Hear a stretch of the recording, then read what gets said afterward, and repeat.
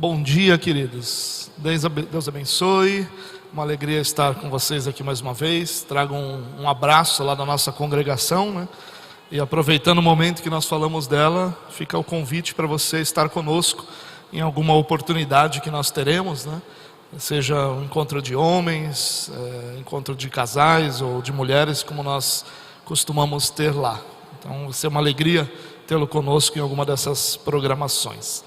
Bom, nós estamos no dia de hoje encerrando essa série de mensagens, cujo título é Até que Ele Venha.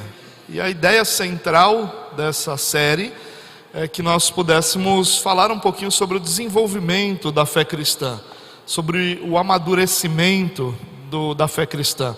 E foi isso que foi apresentado aqui ao longo desse mês, né? Você pôde acompanhar. Se você não conseguiu acompanhar por alguma razão, você tem no nosso canal no YouTube todas essas mensagens para você poder acompanhar. E hoje, chegando ao final dessa série, nós vamos falar um pouquinho sobre a questão da maturidade. Então a ideia é que na vida cristã, hoje, nas mensagens de hoje, nós estamos já naquela fase mais de experiência e amadurecimento, já olhando um pouco para trás, né? Na primeira mensagem, lá no primeiro domingo do mês, o pastor Vinícius falou sobre como Deus nos trouxe a fé. Ao longo do mês, o tema desenvolvido foi exatamente como Deus vai nos moldando, trabalhando nossa vida. E a ideia hoje é a gente olhar para trás e perceber, já amadurecidos, já com a nossa fé desenvolvida, o que nós enxergamos ao olhar para tudo que o Senhor fez conosco. E eu dei um título para essa mensagem, que é Se Conselho Fosse Bom. E aí talvez você já tenha ouvido muitas expressões que completam essa frase, né? Porque quando a gente olha para trás, normalmente a gente está falando de conselhos, normalmente a gente está falando de experiência compartilhada. Eu queria, para falar nesse tema todo, ler com você o texto de 1 Timóteo, capítulo 4, os dois últimos versos do capítulo 4. Então, primeira carta de Paulo a Timóteo, no capítulo 4, os versículos 15 e 16.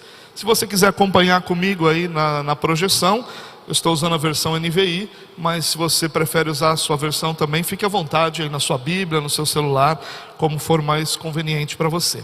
O texto diz assim, ó: seja diligente nessas coisas, dedique-se inteiramente a elas, para que todos vejam o seu progresso. Atente bem para a sua própria vida e para a doutrina, perseverando nesses deveres, pois agindo assim, você salvará tanto a si mesmo, quanto aos que o ouvem. Bom, nós lemos o final de um capítulo onde Paulo apresenta muitos conselhos a Timóteo. O contexto dessa carta aqui, de forma bem breve, é que Paulo já está no final da sua vida, no final do seu ministério, já muito mais experiente, maduro, com muitas experiências pessoais e experiências coletivas com o Senhor. E ele está enviando a Timóteo uma carta basicamente para instruir Timóteo, que era um companheiro de ministério. Paulo provavelmente conheceu Timóteo na sua primeira viagem missionária, e a partir da sua segunda viagem missionária, Timóteo passa a ser companheiro de ministério, companheiro de viagem. Então, Paulo tinha em Timóteo um jovem que aparentemente era tímido e que aparentemente sofria de alguns problemas de saúde. Tinha um carinho muito grande, tinha um amor muito grande e uma percepção muito grande que Deus havia chamado Timóteo para o ministério. Então a instrução de Paulo é sempre nesse objetivo de ajudar Timóteo a cumprir aquilo que Deus tinha para a sua vida. E ele traz uma série de conselhos aqui. E quando a gente fala de conselho, nós enfrentamos uma pequena barreira, né? Toda geração tem problema com conselhos. Não é só a nossa agora, ou só os nossos tempos, que as pessoas não ouvem os pais, né? Se você for honesto aí, você também vai reconhecer que ainda que tivesse um pouquinho mais de temor dos seus pais, todo jovem, ele tem assim a sua ideia de que ele agora enxerga o mundo de uma maneira mais ampla, mais moderna, mais significativa do que os seus pais fizeram. A nossa geração não é diferente. O nosso tempo é um tempo de se pensar de forma muito mais independente do que gerações passadas.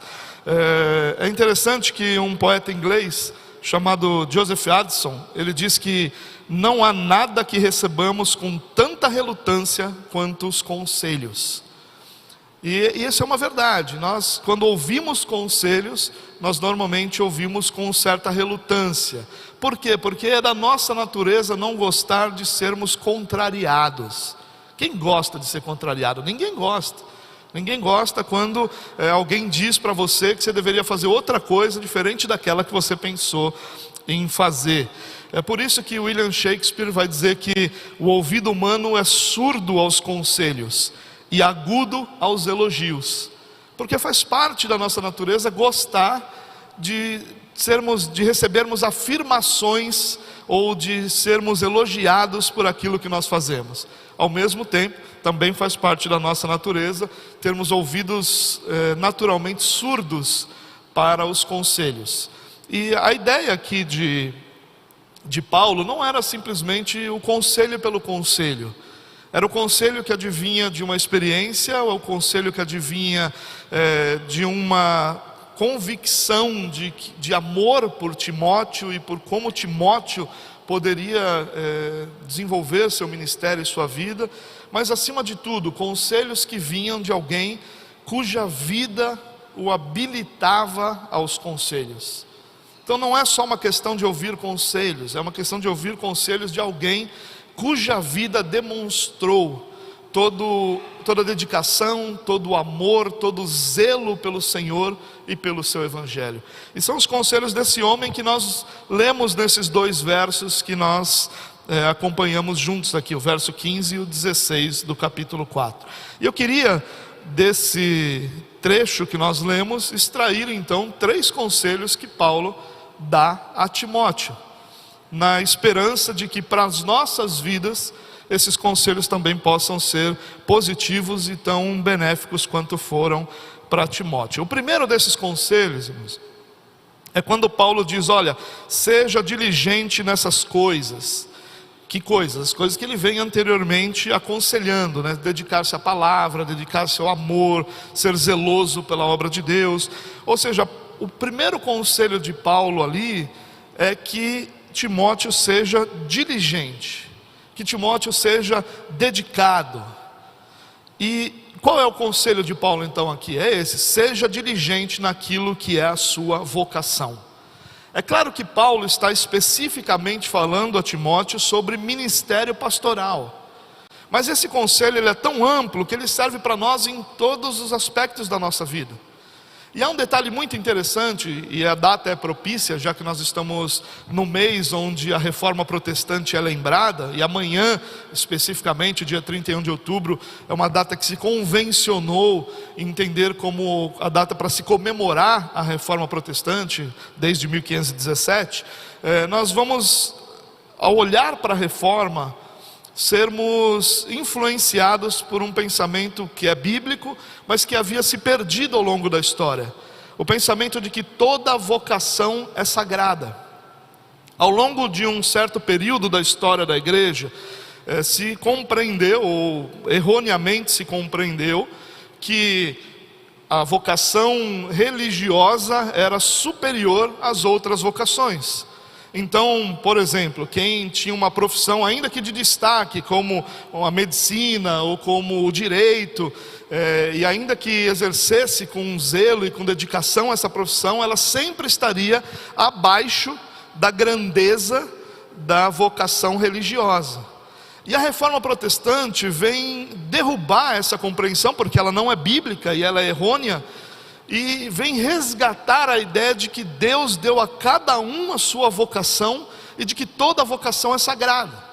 E Martinho Lutero vai, por exemplo, dizer que o trabalho de uma mãe, por exemplo, ao cuidar de seus filhos, ou de uma mulher que fica na sua casa cuidando dos afazeres de casa, ou de uma mulher que de repente tem a sua profissão, tem sua vida profissional, ou do ferreiro, ou do marceneiro, ou de qualquer outra profissão, a dedicação dessas pessoas é tão santa. Aliás, Lutero dizia que era muito mais santa do que daquele que foge de todas as realidades naturais e se esconde num mosteiro, por exemplo.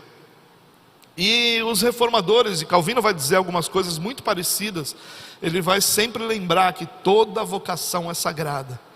E eles tinham a compreensão de que, seja qual for a vocação que nós temos, seja para dar aula, seja com os números, seja com a música, ou seja com o que for, seja naquela época, eles iam falar muito do ferreiro, iam falar do marceneiro, iam falar daquele que plantava, daquele que colhia, do agricultor. Então, seja qual for o trabalho, ele é santo, porque nele, através do seu trabalho, através do seu zelo, através da sua dedicação à sua vocação, Deus é glorificado. E o primeiro conselho de Paulo aqui então é: seja qual for a sua vocação, dedique-se a ela com inteireza, seja diligente naquilo que Deus colocou na sua mão. Ainda que a sua profissão aparentemente não tenha uma vocação espiritual, ela sempre terá, porque sempre que Deus é glorificado, a vocação espiritual está se desenvolvendo. Talvez o contador ache que no meio dos seus livros e documentos e números, Deus não pode ser glorificado. Ele está enganado, Deus pode sim ser glorificado ali. Talvez uma mãe ache que Deus não pode ser glorificado nos afazeres da casa, ou um pai acha que Deus não pode ser glorificado nos afazeres da casa, no cuidado dos filhos. Deus pode sim ser glorificado em tudo isso, porque tudo aquilo que nós fazemos, lembrando do Senhor, aplicando os princípios do Senhor naquilo, Deus é glorificado. Então esse é o primeiro conselho que serve para a vida, irmãos. Talvez o que nós façamos não tenha nenhum tipo de glamour. Talvez você passe o dia inteiro fazendo coisas que outras pessoas considerem pequenas ou insignificantes. Não são. Em tudo que Deus é glorificado, a beleza, a verdade. Em tudo que Deus é glorificado, há uma compreensão de que aquilo é vocação do Senhor, é propósito do Senhor. Isso nos faria olhar para as nossas tarefas diárias com muito mais alegria e com muito menos preocupação de: será que eu estou gastando minha vida? A nossa geração pensa muito isso, Será que eu estou gastando minha vida em coisas insignificantes? Nada é insignificante quando glorifica o Senhor, nada. Tudo que traz a glória ao Senhor, tudo que faz com que pessoas percebam o Senhor, saibam quem é o Senhor, há nisso virtude. E há virtude em toda a vocação. Portanto, esse é o primeiro conselho para nós: seja diligente, dedique-se, seja zeloso naquilo que Deus colocou na sua mão, ainda que outras pessoas não o considerem assim. Ainda que mesmo você em alguns momentos não considere aquilo grande coisa, ou não considere aquilo um trabalho de grande importância, porque o principal alvo do seu trabalho é que Deus seja glorificado nele, através do seu testemunho, da sua dedicação, do seu zelo. E Deus quando você é diligente naquilo que está nas suas mãos. Preste atenção aqui, Paulo está dizendo: Timóteo, eu poderia falar da sua pouca idade, poderia falar da sua timidez, e eu poderia falar do seu problema de saúde, mas eu não estou falando sobre essas coisas. Estou falando sobre algo maior, que é o propósito que Deus tem de ser glorificado através daquilo que Ele colocou você para fazer. Olha que beleza há nisso, irmãos. Olha como é bela. O propósito, ele vai muito além daquilo que são as nossas limitações e as nossas imperfeições. Ele vai muito além disso. Ele está no alvo, que é o nosso Senhor. O segundo conselho que nós encontramos aqui, no verso 16, Paulo diz assim: atente bem para a sua própria vida e para a doutrina. Então, o segundo conselho é: cuide de si mesmo. E eu não quero dizer isso de uma forma egocêntrica, mas quando eu digo cuide de si mesmo, aliás, quando Paulo diz aqui para Timóteo, cuide de si mesmo, ele está dizendo, cuide da sua piedade, cuide das suas disciplinas espirituais. Irmãos, o nosso tempo é um tempo de ativismo. Nós vivemos numa era onde se produz muito mais do que se produzia algumas gerações atrás. E não se produz muito mais apenas manualmente, mas de todas as formas. A comunicação é muito mais ampla, mais rápida.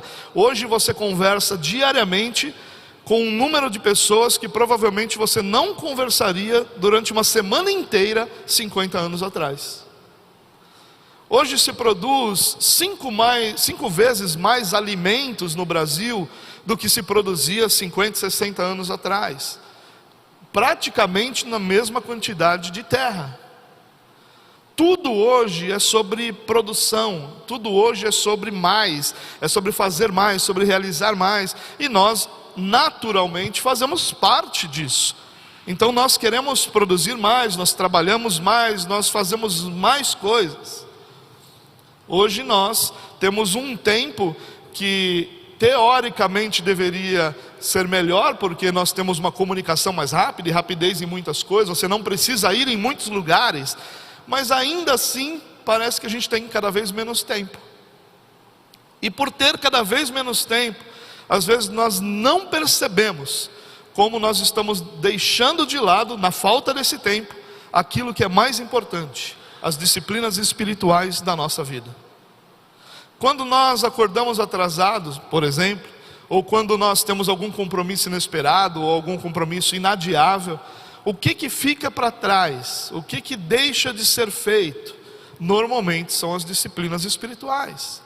E o conselho de Paulo aqui é, Timóteo, não abra mão de cuidar de si mesmo. Porque muito mais importante do que aquilo que você faz, é quem você é. Muito mais importante do cuidado aos outros, é que você esteja bem, para que esse cuidado seja eficiente. Eu não sei como é que é você, mas lá em casa normalmente é assim. A minha esposa é uma pessoa extremamente calma, extremamente amorosa. O chato lá em casa sou eu. Como diz a lenda, que é em grande parte das casas, o marido é o chato. Eu tenho certeza, pelo sorriso das mulheres, eu creio que elas concordam comigo. Então, quando minha esposa está nervosa, acende um alerta. Eu falo, opa, tem alguma coisa errada. Para ela estar nervosa, e aí eu começo a regredir lá em 1975, onde eu nasci, para ver o que eu fiz de errado, porque alguma coisa eu fiz de errado. E aí isso é um alerta para mim, porque quem mantém a coisa calma em casa é a minha esposa. Por mais que eu gostaria que fosse eu, mas não é. Normalmente eu sou o tumultuador, eu tumultuo as coisas. Mas quando ela está nervosa, eu sei, opa, a coisa aqui vai sair, vai desorganizar. Eu chego nela e falo, calma amor, você está nervosa, por que você está nervosa? Esse papel é meu. O seu é o de estar tranquila, fica tranquila, E às vezes a gente não percebe isso, como a gente vai mudando a gente já não está aguentando mais certas coisas, e aí a gente não percebe que isso vai afetando quem está do nosso lado. Eu estou dizendo isso por conta disso, mas às vezes ela, ao ficar nervosa, ela não percebe isso, só percebe quando eu falo isso para ela. E às vezes a gente não está bem, e a gente continua fazendo as mesmas coisas que a gente precisa fazer, mas a gente não percebe que a gente continua fazendo sem eficiência nenhuma. Porque agora as pessoas que você cuida, que você está se esforçando para cuidar, esse cuidado não está sendo efetivo. O trabalho que você tem que fazer, ao não estar bem, ele não é tão eficiente quanto seria se você estivesse bem. E o nosso estar bem, o estar bem do cristão, não tem a ver com descanso, não tem a ver com dinheiro, não tem a ver com questões externas, ainda que isso nos influencie. O estar bem para nós é a nossa convicção de fé, a nossa convicção de que Deus está conosco, a nossa convicção de que Deus está agindo em nossa vida, a nossa convicção de que todas as coisas sairão exatamente como Deus planejou. Isso que é o estar bem para nós. O estar bem para nós é quando nós abrimos as Escrituras, lemos um texto e diz, é é isso, está tudo turbulento ao meu redor, mas Deus está aqui, eu posso me levantar, sair para trabalhar, porque eu sei que Deus está comigo.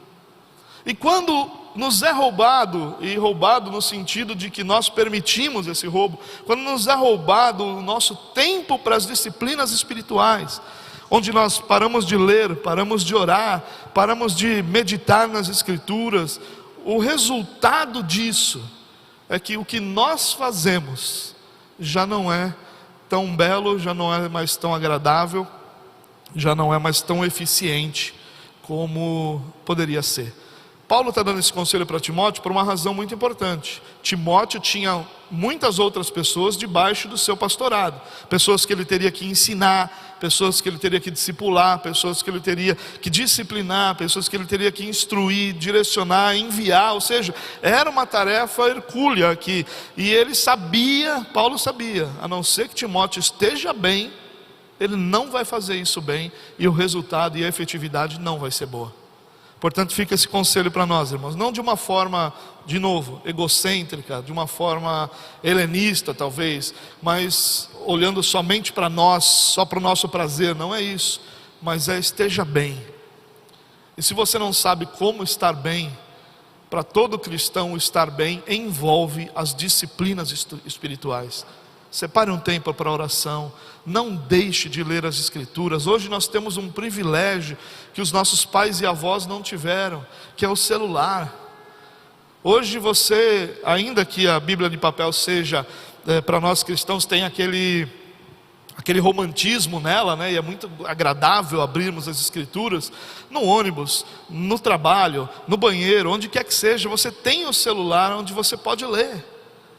E hoje existem aplicativos onde você pode até ouvir as Escrituras. Olha que beleza isso, isso é algo fantástico, isso é algo de Deus para nós. O que nos deixa menos ainda confortáveis ao não fazer isso. Faça, você vai ver como isso vai melhorar muito quem você é e qual é a sua vida. Em último lugar, irmãos, ainda no verso 16, Paulo diz: atente bem para a sua própria vida e para a doutrina. Então Paulo está falando aqui de doutrina e de piedade. Então o terceiro conselho aqui de Paulo é esse: cuide daquilo que você crê. Às vezes nós não nos apercebemos nisso, de como é importante nós cuidarmos daquilo que nós cremos, de nós termos firmeza em nossa doutrina. Irmãos, doutrina para nós não é um opcional. Doutrina para nós é como a alimentação de um atleta. Ela vai definir muito do resultado do atleta. Por mais que o atleta se esforce, a alimentação tem um papel preponderante no bom resultado do atleta. Para nós é a mesma coisa. Ainda que a gente ame, ainda que a gente se esforce, ainda que a gente se dedique, é a doutrina que vai ter papel preponderante na nossa fé. A nossa fé não é construída por experiências. A nossa fé ela pode ser afirmada por experiências, mas ela é construída por doutrina. Nós devemos, como cristãos, amar a doutrina, amar o ensino, amar as Escrituras, amar o que Deus nos revelou. Há uma beleza inesgotável, uma profundidade inalcançável naquilo que Deus nos revelou nas Escrituras. A palavra que nós temos diante de nós, irmãos, ainda que em alguns momentos ela trate de assuntos que necessitam de contexto, disso e daquilo, mas ao ler a palavra, nós somos alimentados. É o nosso alimento, é o alimento da nossa espiritualidade. Que assim como a alimentação de um atleta, a nossa alimentação faz muito parte do resultado que nós obteremos. Cuide daquilo que você crê, irmão. Não abra mão de aprender cada vez mais. Você sabe, mas você pode saber mais. Você conhece, mas você pode conhecer sempre mais. Você precisa ter reafirmados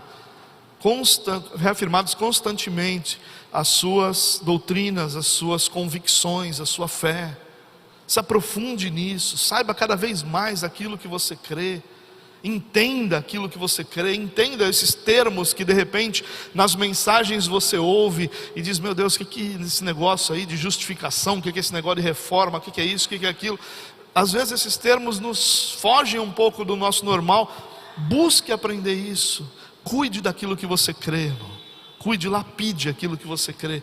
Aquilo que você crê é como uma joia que você tem diante de você. É a admiração por ela que vai fazer com que ela esteja sempre bem cuidada. Lapide, cuide dessa joia bem lapidada diante de você, para que ela seja sempre motivo de admiração. Nosso problema é que muitas vezes nós gostamos, aliás, não muitas vezes, é nossa natureza. Nós gostamos de ouvir aquilo que nos é confortável, não é verdade? Você não é assim? Se você fizer uma lista dos seus pregadores prediletos, duas coisas vão acontecer. Primeiro, dificilmente os pastores mais próximos de você farão parte dessa lista. Isso é uma verdade. Um dia eu falei na igreja, tinha uma trend no Instagram. Eu vou falar pouco disso para não passar vergonha aqui, né? Porque já é uma coisa mais nova esse negócio da trend no Instagram. Mas tinha uma trend no Instagram lá que a pessoa respondia: quem são as suas referências de pregação? E aí começou o pessoal a responder, cada nome lá. E um dia eu chamei eles e falei: ei, a sua referência de pregação sou eu. Que papo furado é esse aí de ficar botando Hernandes? Quem é Hernandes? Quem é negócio de Hernandes? Sou eu, rapaz. Porque quando você chega aqui arrebentado, sou eu que trago a palavra de Deus para você. A que você está vendo lá já foi pregada outro dia. Sou eu que estou lá a semana inteira dizendo: Senhor, tem misericórdia desse sem vergonha que está sentado aí, e me dá a palavra para mudar a vida desse homem. Sou eu tenho que ser referência para a sua vida. Mas normalmente isso não acontece. Normalmente são aqueles, e não é uma questão de, eu também admiro esses homens, né?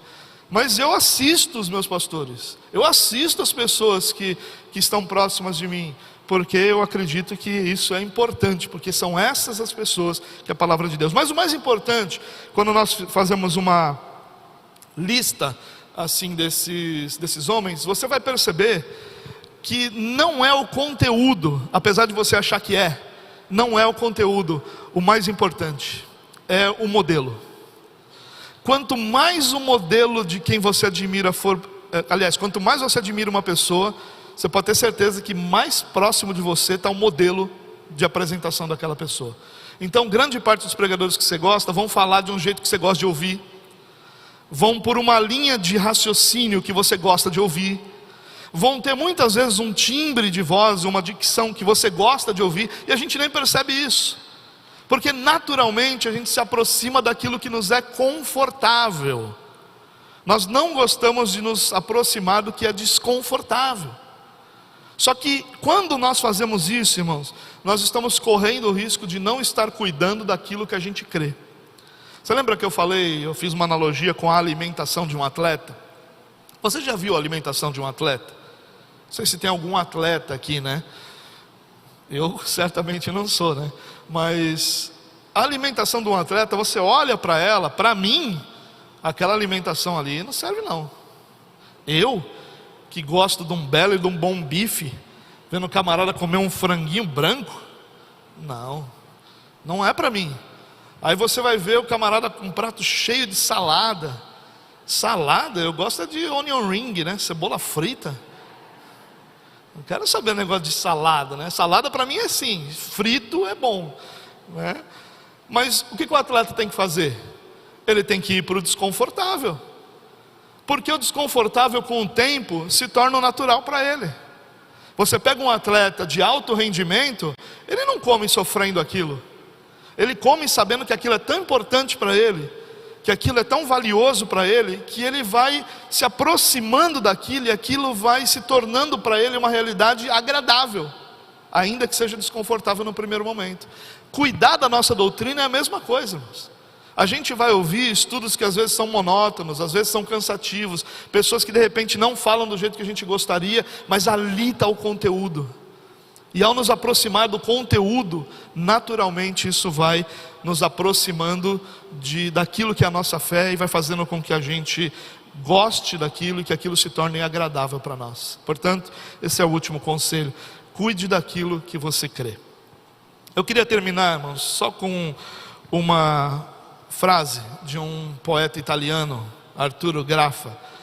Ele diz assim, escutai os conselhos de quem muito sabe, mas especialmente os conselhos de quem muito vos ama.